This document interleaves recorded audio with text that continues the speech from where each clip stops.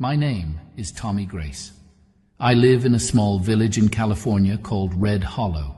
It was once a place full of life, with kids playing in the streets and neighbors always stopping by to say hello. But everything changed one terrible day, and I'll never forget it. A few years ago, the ground shook so hard it felt like the whole world was breaking apart. The earthquake destroyed almost the whole village. I was in town getting supplies when it happened. My 3 sons, Mark, Ethan, and James, were at my house with their wives and kids. They were having a big family dinner while I was gone. When the shaking stopped, I raced home, praying they were okay. But when I got there, all I saw was rubble. My home was gone, crushed to the ground. I started digging through the wreckage with my bare hands, calling their names. But I only found silence.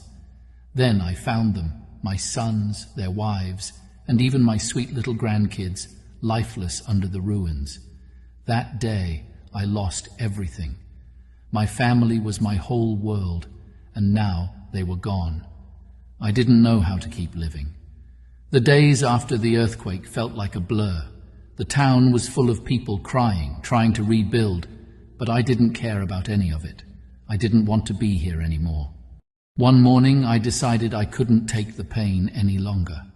I walked deep into the woods, far away from the village. I didn't want anyone to find me.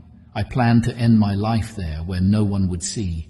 But as I wandered, I heard a faint, sad sound. It was like a cry. I followed it and found a tiny monkey tied to a tree. He was skinny, dirty, and shivering with fear. His big brown eyes looked up at me, full of sadness. For a moment I forgot about my own pain. I couldn't leave him there like that. I untied him and carried him home. At first, the little monkey, who I named Buddy, was too scared to eat or let me come near him. He would hide in the corner and shake whenever I moved. But I knew what it was like to be scared and hurt, so I gave him time. Slowly, he started to trust me. One night, when I couldn't sleep, I found my father's old rusty violin, which had also managed to survive the earthquake. It was covered in dust, but I cleaned it up and strummed a few chords. I hadn't played in years, but the sound brought back memories of happier times. Buddy came out of his corner and sat near me, tilting his head as if he was listening. From that night on, I played the violin every evening, and Buddy always sat by my side. One day, as a joke, I gave him the violin, urging him to try his hands on it. He clumsily touched the strings, making silly sounds that made me laugh for the first time in ages. Over time, Buddy started to get better. His tiny hands learned how to pluck the strings, and soon he was playing real music. Now, Buddy and I perform together. We travel to nearby towns, sharing our music with anyone who will listen.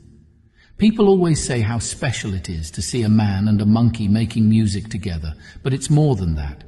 For me, Buddy saved my life. On the day I planned to leave this world, he gave me a reason to keep going. Every song we play is a reminder that even when everything feels lost, there's still a chance for hope, love, and light. So when you see Buddy and me, know this: we are 2 broken souls who found each other in the darkest of times. And together, we chose to keep living one note at a time. To everyone out there who think they have lost everything, know that God has other better plans for you. Tonight, I'll allow Buddy to play 3 pieces and bless your evening. Listen and be encouraged. Thank you.